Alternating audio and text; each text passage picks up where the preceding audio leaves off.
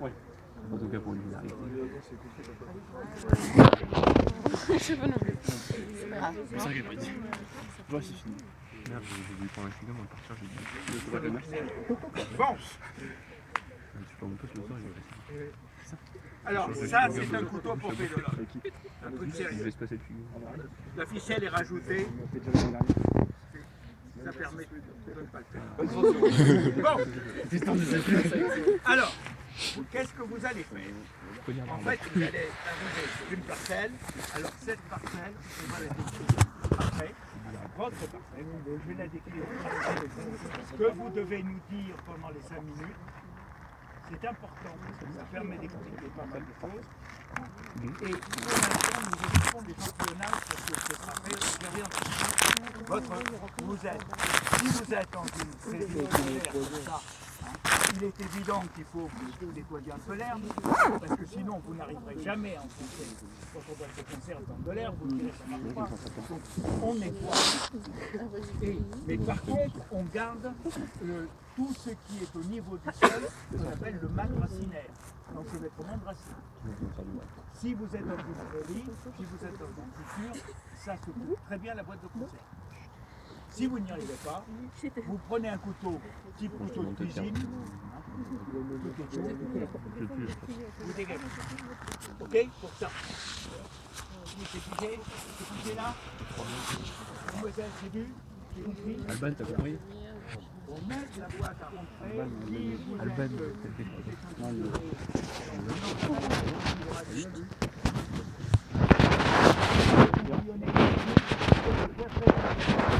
ceux qui auront envie de les emmener camarades qui est emmené sur la côte d'Azur, peu importe où, ça ne me regarde pas, et elle me disait c'est sec, sec, sec. Donc ça ne rentrera pas. Tu sais comment faire? Non. Bien. Donc le mieux, comment faire, je le dis tout de suite, si c'est sec, sec, sec, il faut humidifier avec un arrosoir 2 jours avant. Parce que sinon, c'est pas la peine. Vous allez taper avec une masse, vous allez écraser votre boîte de conserve, c'est tout ce que vous faites. Pigé? Bon. Alors, bon, écoutez bien au lieu de bavarder. J'en ai marre de crier là pendant qu'il y en a qui se mettent. Laissez-moi voir là les deux qui sont derrière. Il y a 3 même. Parce que vous les cachez, c'est sympa. Mais on est trop grand. Pendant ce temps-là, elles dorment. Hein. Et quand ce sera le moment de l'exposer, n'oubliez pas que c'est le quart de votre note de géologie. Hein, je crois. Ou 50% de notre note. Oui, bah oui, mais. Non, mais ça représente. C'est un quart géol, un quart pédole. Voilà. Et ça fait donc 50% de l'UE. Voilà, ça va faire 50% de l'UE. Donc, ça pèse lourd.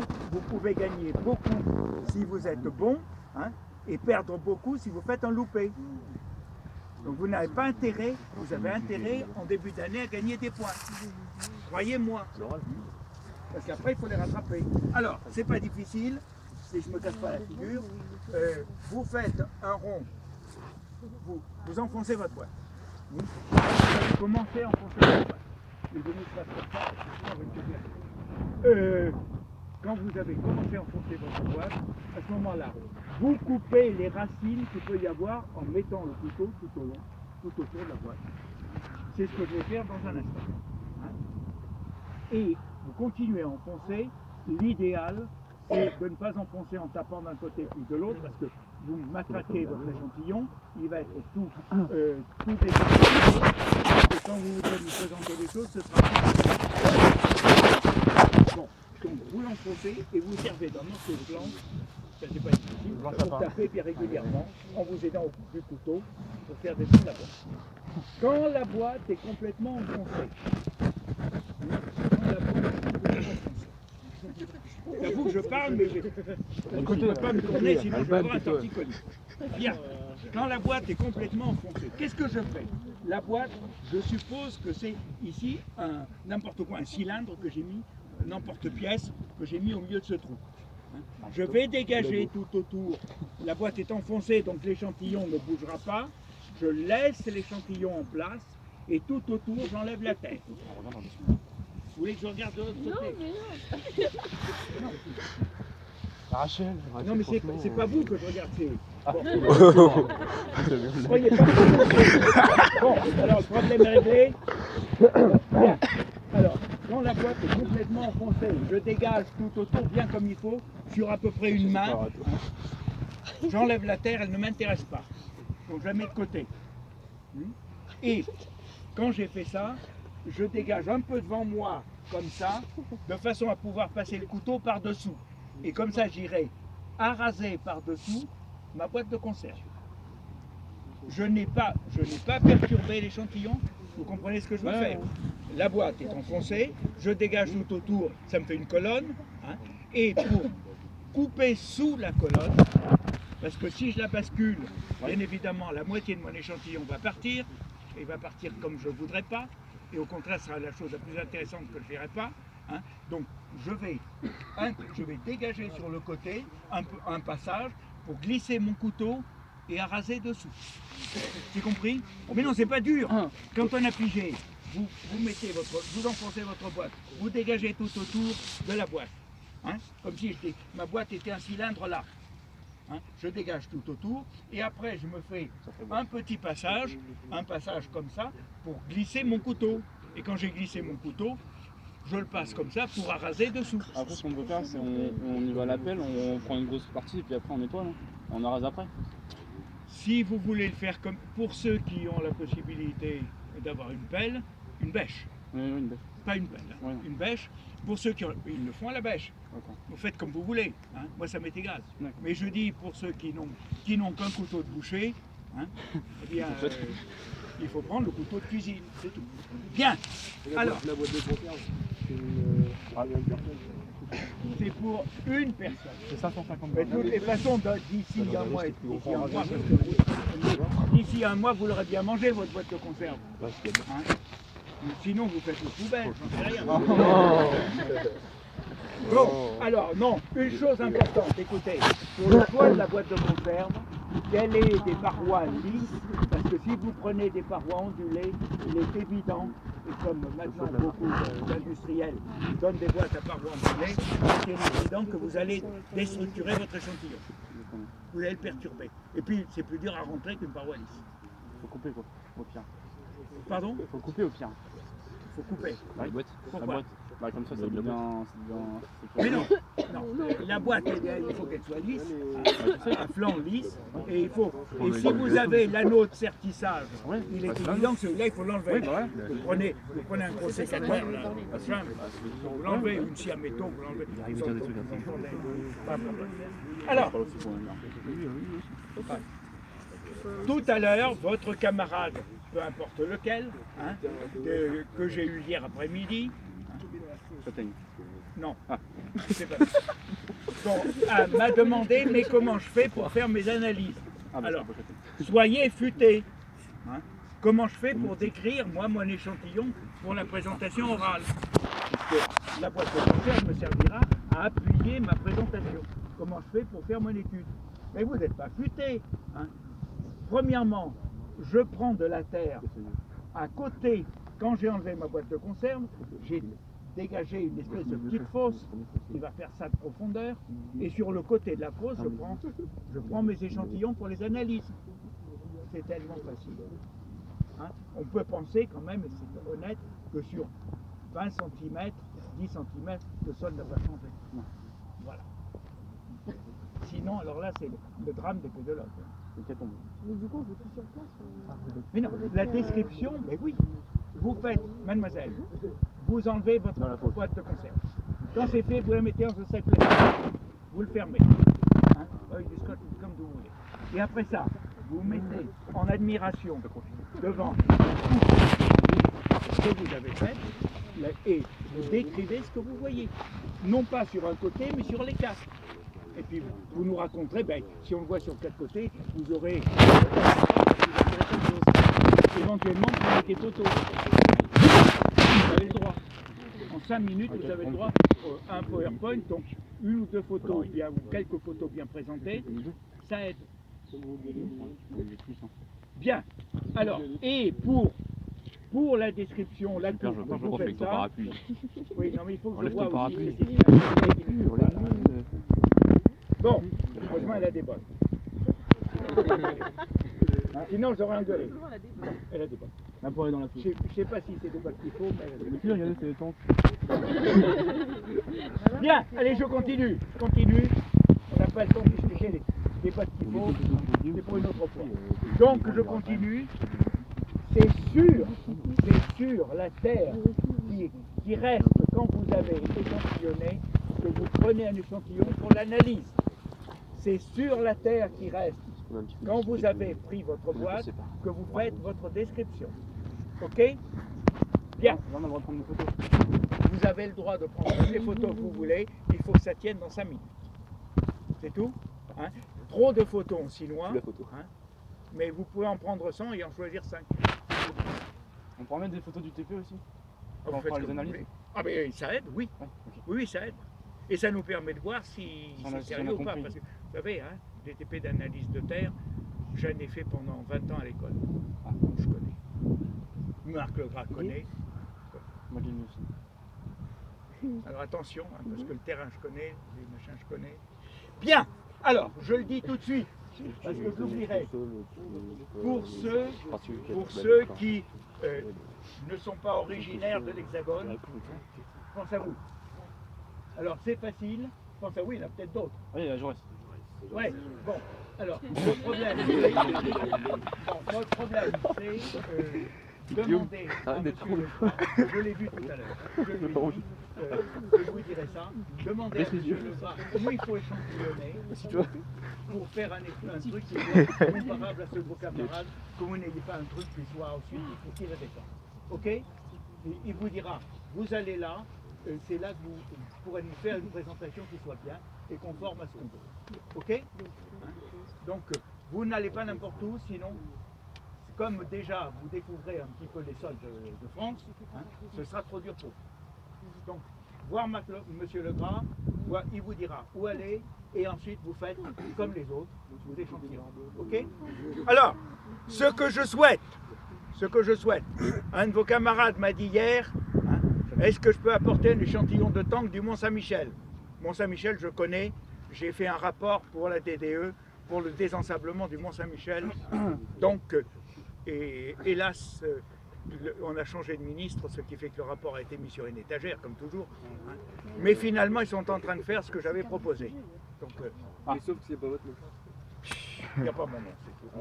On va signer une Il y a pétition. un âge où on s'en fout. Bien. Bien, l'essentiel, c'est d'avoir fait le travail. Donc, vous ne m'en raconterez pas sur le Mont-Saint-Michel et sur pas mal d'autres endroits. Prenez des choses qui sont des choses classiques. Ne prenez pas des choses extraordinaires. On vous demande de faire un travail d'étudiant simple. On ne vous demande pas de nous faire une thèse et de nous étonner. Compris? Donc, l'échantillon exotique, c'est pas la peine. Vous prenez, ou vous prenez, par contre, je tiens beaucoup, et parce que l'an dernier ça a bien marché, à ce que vous preniez, si possible, puisque beaucoup d'entre vous vont partir en vacances, hein, un échantillon de chez vous, parce qu'un échantillon de chez vous, c'est quelque chose que vous connaissez, vous y tenez, vous allez discuter avec les gens sur l'histoire de la parcelle si vous êtes un peu futé, et ça nous a fait des exposés magnifiques l'an dernier. Hein? Je vais chercher au champ de Mars. Parce que ça vous donne des tas d'arguments pour répondre à nos questions. Ça vous donne plein d'arguments pour répondre à nos questions. Ok, c'est compris? C'est pigé. Bon, derrière c'est pigé. Bien, pas de problème. Donc, après ça, vous vous débrouillez. On va continuer en voyant un petit peu ce qu'il faut voir pour décrire sur le terrain. Comme c'est très glissant. Sur un tout, ça. Oui, mettez-moi une carrière pour me raccrocher si jamais. Ok. Parce que comme c'est Une carrière. Hein? Une carrière. Heureusement que le fond n'est pas loin. Ah bah oui. Bien, alors, première chose, qu'est-ce qu'on va vous demander de voir? On va vous demander de voir l'environnement. Où est-ce qu'on est? On est sur quoi? On est sur un plateau. Un plateau. Et sur ce plateau, donc, est-ce que je vois sur ce plateau, on verra la géologie tout de suite après. Est-ce que je vois sur ce plateau des fossés? Là, est-ce que je vois des fossés? Non. Non. Et je peux vous dire que jusque là-bas, je suis allé assez loin, il n'y a pas de fossé. Est-ce que je vois une mare? Non. Non plus, il n'y a rien qui ne pas d'indice de mare. Dans la fosse, mais... Bon, à part ça, il n'y a pas d'indice de mare. Donc ça veut dire que on n'a pas de problème pour l'écoulement de l'eau du sol.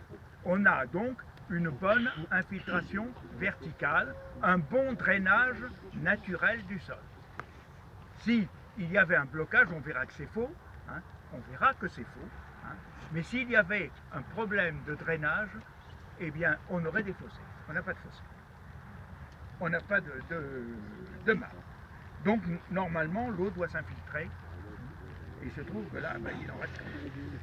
Bien, mais pas plus que ce qu'on a laissé hier soir. Alors, maintenant qu'on a vu ça, première chose, bon drainage. Deuxièmement, qu'est-ce qu'on voit? Quel est l'environnement en matière de végétation? Ici, on est sur quoi? C'est une bonne jachère, oui, une jachère, hein, avec visiblement depuis pas mal d'années, hein, pas mal, je ne sais pas combien, mais ça fait un certain nombre d'années, on voit que la végétation est très diversifiée, qu'elle est dense, et on doit s'attendre en profondeur, en dessous, là, à ce qu'il y ait un bon entrelac de racines, qu'on appelle un matelas racinaire. Voilà. Ce matelas racinaire s'implante dans quoi? Il s'implante dans un sol et dans un matériau. Quel est ce matériau? Où est-ce qu'on est? Du point de vue géologique, où est-ce qu'on est? On est sur un plateau et reprenons le cours, si vous en souvenez, parce que les étudiants, ça n'écoute rien.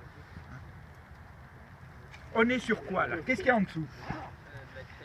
Qui a dit ça? Ben, je félicite celui qui a dit ça.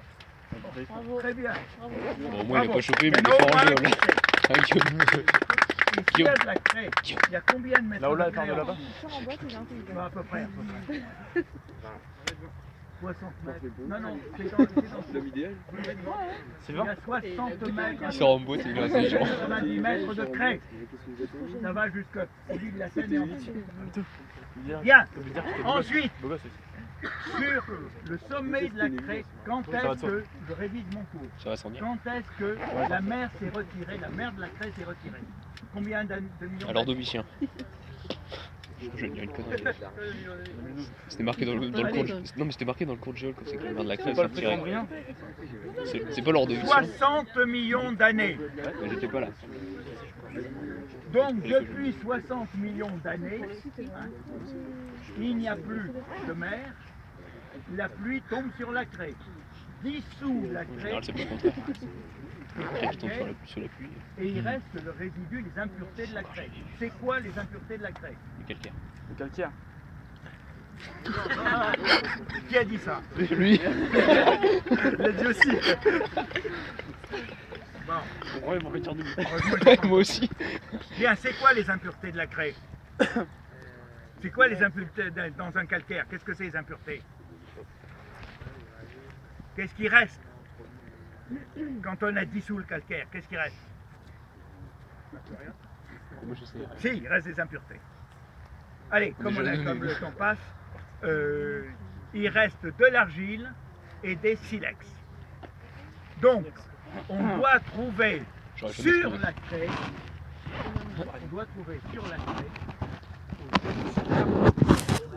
une couche d'argile à silex. Bon, cette couche d'argile à silex, nous l'atteindrons tout à l'heure. Quand l'un d'entre vous qui n'a pas de bottes et qui a des petites chaussures bien perméables. Sylvain. Non, là-bas, Armand. voilà. Voilà. Bien. Qui n'a pas respecté ce que dit Monsieur Legras, ira prendre la tarière et ira voir. C'est pas très Il va loin. voir ailleurs. Il y a des silex en dessous. Il n'y en a pas jusqu'à ce qu'on touche la couche de silex. Et quand on touche la couche de silex, ben, ça remonte. C'est une couche de combien de mètres? Ben, c'est très variable. Ça peut faire 8 mètres en Belgique. Ça fera combien? Ça fera 40-50 cm à peu près quand on se rapprochera d'Orléans. Voilà. D'où le fait qu'on a sur certaines parcelles, hein, on voit des silex en surface. Ben, c'est qu'on a on est tout près de l'argile à silex, on est dedans. Même ici, même ici. L'épaisseur est très variable en Normandie aussi. Bien, donc on est sur on a de l'argile à silex en profondeur. Des silex, on n'en voit pas beaucoup. Bon, un peu, je ne sais pas ce que j'appelle des silex. Et quel est ce matériau qui est, et ça vous sera demandé, je vais le dire après. Quel est ce matériau qui se dépose sur l'argile à silex? Qui s'est déposé? Et quand s'est-il déposé? 0. Si vous me sortez ça, au moment de à la fin du mois de novembre, ben je vous descends. Dans la fosse. Oh. Bien. Ce qui s'est passé ensuite, c'est qu'il y a eu un apport de limon éolien venu de Scandinavie il y a 1 million d'années. Donc, pendant 59 millions d'années, il n'y a pas eu d'apport de limon.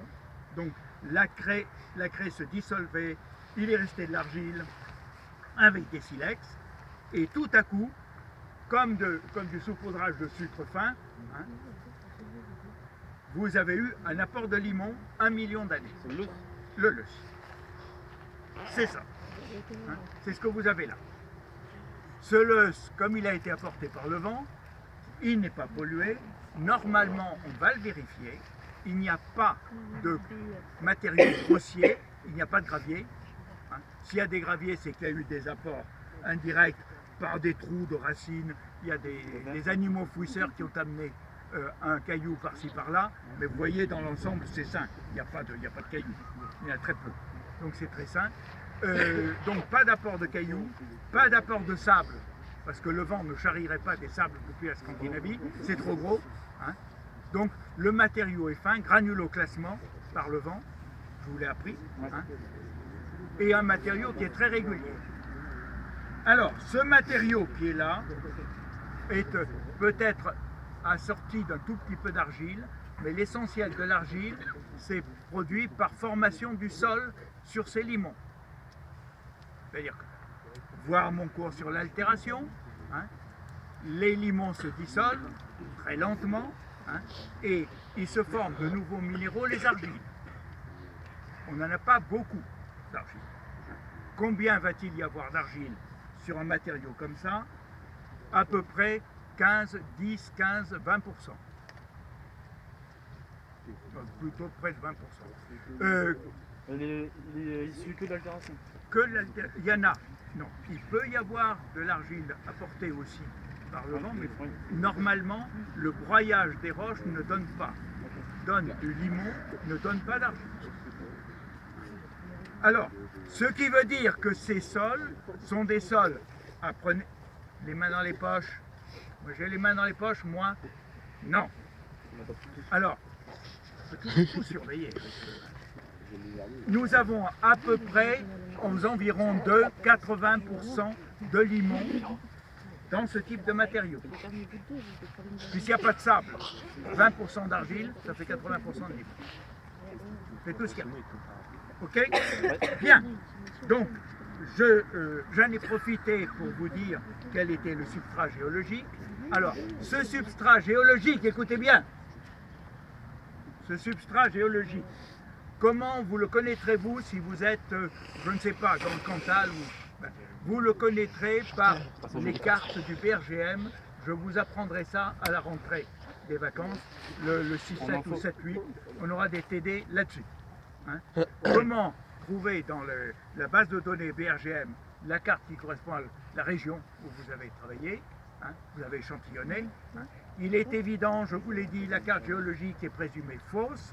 Donc, si vous trouvez une chose sur la carte et qu'il y en a une autre que vous observez, hein, faut changer la carte. Eh bien, c'est vous qui avez raison. C'est clair, c'est vous qui avez raison. Bien sûr, il faut que ce soit justifié par des photos. Hein. Par exemple, si vous me dites la carte met granit et moi je vois du schiste, mais je veux voir des photos de schiste. Voilà. Sinon ça ne tient pas.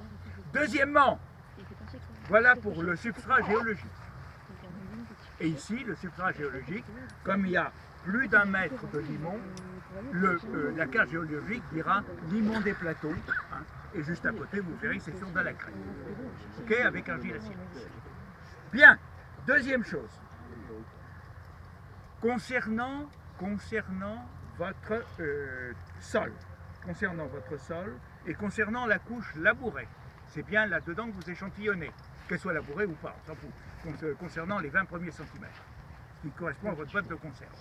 Vous avez une autre information qui est donnée par Infosol pour la BDAT ou Infoterre, je ne sais pas comment ça s'appelle aujourd'hui, ça change avec tous les ministres, tout change tout le temps. Bon, c'est pas grave. L'important, c'est que c'est la base de données INRA, hein, qui a été établie par mes collègues de mon temps. Et donc, je connais bien ça. Et cette base de données vous donne des informations sur les analyses de sol, hein, à l'échelle de la commune. Donc, c'est quand même intéressant de savoir que, main dans les poches, savoir que à l'échelle de la commune, vous pouvez avoir des informations. Pour, si votre analyse a donné des choses trop bizarres, en particulier pour la granulo, ça peut vous aider. Hein? Parce que vous allez faire une sédimentation, la sédimentation s'est approchée, vous pouvez la caler par rapport à la BDAT, base de données d'analyse de terre. Ok? On fera ça en TD. Donc, vous savez que ce TD qu'on va faire, il faudra avoir dans la tête, ça peut me servir. Et ça peut me servir tout de suite. Ça vous servira sûr en 3e année. Mais comme je ne suis pas sûr que vous soyez tous en 3e année, hein, parce que les fumistes n'y seront pas, hélas, parce que j'en perds. Entre la 1re et la 2e année, j'en perds beaucoup. Non, il ne faut pas rire, parce que c'est vrai. C'est vrai, tout le monde ne passe pas en 2e année. Et tout le monde ne passe pas en 3e année. Et oui, hélas. Donc vous avez intérêt à travailler. Bien, donc ces TD vont vous aider à... ce n'est pas, il ne faut pas remplacer ce que vous faites par les TD, mais vous pouvez dire j'observe ça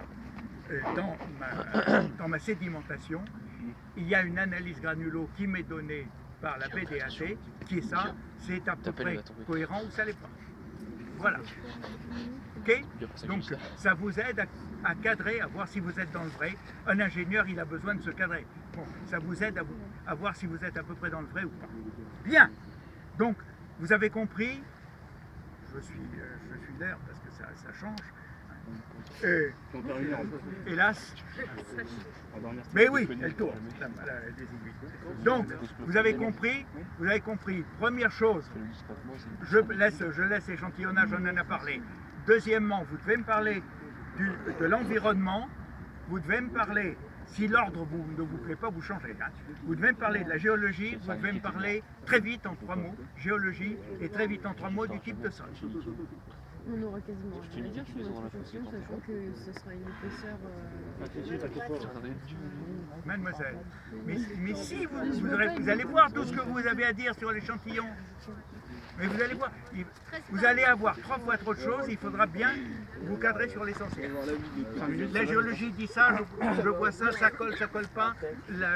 La BDAT dit ça, ça colle pas, etc. Hein? Et oui, c'est court 5 minutes. Bon, alors, je passe maintenant à la description de l'échantillon, puisque c'est ça que vous vous attendez. J'y arrive. Description de l'échantillon. Il n'y a pas de question particulière? C'est vrai? Je peux replier ton parapluie. Alors, ce que je fais pour décrire mon échantillon. Ben, je vais prendre le port de ma microfosse, hein, et je vais prendre mon couteau, et je vais couper. Du masque comme ça. Là.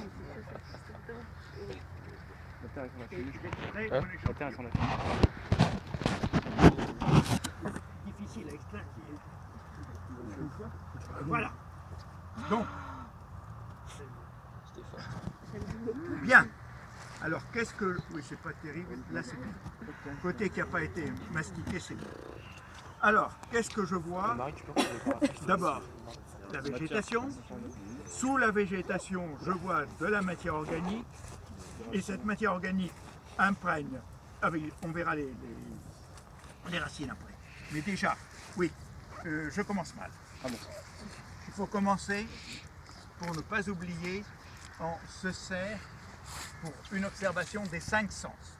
La vue, on verra après la vue l'ouïe, on verra tout à l'heure l'odorat, on verra le toucher. Hein, qu'est-ce qui manque? Le goût. Quoi? Le goût. Le goût, et on verra le goût. Donc, pour l'instant, en année, non mais ça vous aide, hein. Ça vous donne aussi, ça vous donne un cheminement quand on ne sait pas comment faire. Tu goûtes la terre. Bon, taisez-vous, prie, vas-y. taisez-vous, c'est moi qui parle. Alors, première chose, la vue, qu'est-ce que je vois hein, quand je prends un échantillon de terre? Ce que je vois, c'est effectivement la végétation. Sous la végétation, je vois une couche très riche en matière organique et épaisseur. Si vous me faites en voit sous votre tête, à côté, 30 minutes. Oui, ben voilà, il est là-dessus. Je l'enlève. Voilà, c'est du cétane. Style Jaurès. Bon, on a renversé.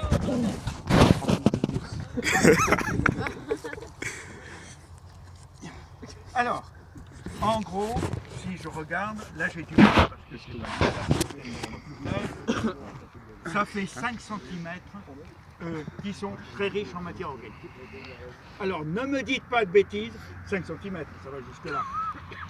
Vrai ou pas vrai? Ouais. Bon, non mais si vous n'êtes pas d'accord, il faut le dire.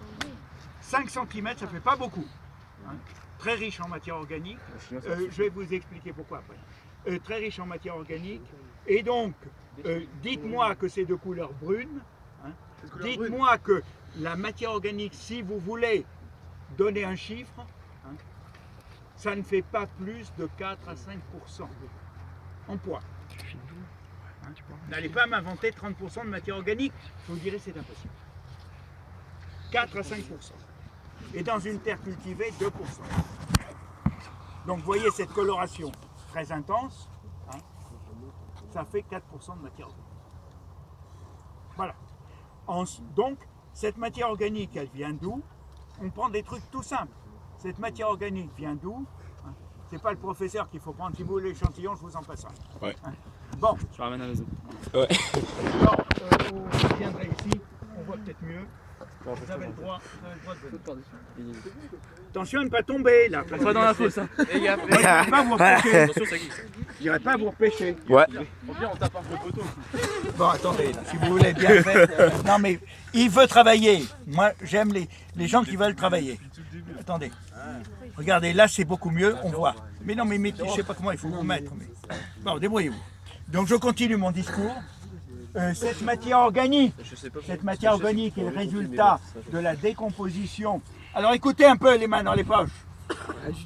C'est pas possible, ça. Hein? Cette matière organique est le résultat de la décomposition de deux choses, hein, de la litière végétale, c'est-à-dire des feuilles mortes, hein, et alors si vous êtes en forêt, j'aime pas beaucoup la forêt parce que c'est pas que j'adore la forêt, mais le problème c'est que vous allez avoir des échantillons très difficiles à prendre, hein, où il y aura des cailloux, où il y aura des racines partout. Évitez la forêt. Ah oui, parce que si vous évitez la forêt, parce que si vous prenez, moi j'adore la forêt, mais si vous prenez avec votre boîte, vous allez taper dans des racines, qu'est-ce que vous allez faire? Hein? Vous me direz, je n'ai pas pu rentrer ma boîte. Vous allez taper dans des cailloux, qu'est-ce que vous allez faire? Hein? Vous me direz, j'ai pas pu. Ben, à ce moment-là, donc on va ailleurs. Ok? Alors, il y a un peu plus de matière organique, mais pas beaucoup. C'est en surface. En surface, il y en a plus. Voilà. Donc, je dis ça parce qu'à ce moment-là, il faut nous montrer la litière de feuilles, au moins en photo. Au moins en photo. Alors ensuite, donc, nous avons là un matelas de racines, le mat racinaire, qui se renouvelle, qui pourrit, etc. et qui va faire toute cette matière organique. C'est 4%. Le reste est bouffé par les bactéries, les champignons. Donc on atteint un régime saturé. En dessous, la quantité de matière organique va décroître très vite. Ici, elle décroît très vite. Et on va voir pourquoi. Hein? Il y a une raison. La raison, normalement, on devrait avoir plus de matière organique. Ça devrait descendre plus profond. Mais il y a un os et on verra l'os dans 5 minutes. Donc vous voyez qu'on voit apparaître le matériau minéral, c'est-à-dire le limon, hein, dès 5-6 cm, on va avoir un truc de transition. Donc c'est ça qu'il faut que vous nous décriviez. Hein. Le fait, est-ce que j'ai un mat racinaire? Est-ce que j'ai quelques grosses racines? Est-ce que, hein, qu'est-ce que j'ai du côté du vivant? C'est ça qui est important. Il faut expliquer si on n'a pas beaucoup de matière organique, pourquoi il n'y en a pas beaucoup? Ah bah oui. D'accord. Qu'est-ce qui se passe? Il y a un monsieur là? Ah bon. Je croyais qu'il y avait un visiteur intéressé. J'aurais accueilli. Bon, on continue. Donc vous, s'il n'y a pas beaucoup de matière organique, il y a deux... Essayez... Non, vous êtes en première année. Hein. Donc vous n'êtes pas censé savoir. Donc restez dans des choses simples, dans l'observation, sans trop chercher à faire de science, parce que je vous rentrerai dans les bleus. Hein. Voilà. Non, c'est pas la peine de le dire. Je ne l'ai pas dit. Ah oui, d'accord. Voilà, je ne l'ai pas dit. Mais non, restez dans l'observation. On vous demande de regarder. Hein. Donc qu'est-ce que je vois? Je vois un entrelac de racines très dense. Hein, il y a des racines en pagaille, des petites racines, c'est très serré. Et je vois que quand je descends, il y a encore des racines jusqu'à un petit peu plus bas, mais pas beaucoup. Ça va par là. Et à partir d'ici, j'en trouve pratiquement. Ça veut dire qu'il y a un os quelque part par là, hein, là, ici. Hein, je vais le préciser. Quelque part par ici, ça serait au bout de la boîte de conserve. Hein. Donc, autrement dit, il faut aller regarder un peu en dessous avec le couteau. Je n'ai plus de racines, j'ai très peu de racines, et il va falloir se poser la question pourquoi. Ça, je peux simplement observation. On va le faire par observation. Je ne fais pas de science. Hein. Je fais juste l'observation. Alors, est-ce que je vois des vers de terre ou des chenaux, hein, de vers de terre, ce qui montrerait une activité biologique importante. Alors, j'en ai vu, là, je n'en ai pas sous les yeux, hein, mais j'ai un ver de terre ici. Il est là. Prenez-le, attrapez-le. Voilà. Il l'a coupé en deux, pauvre bête. Mange-le, Mange-le.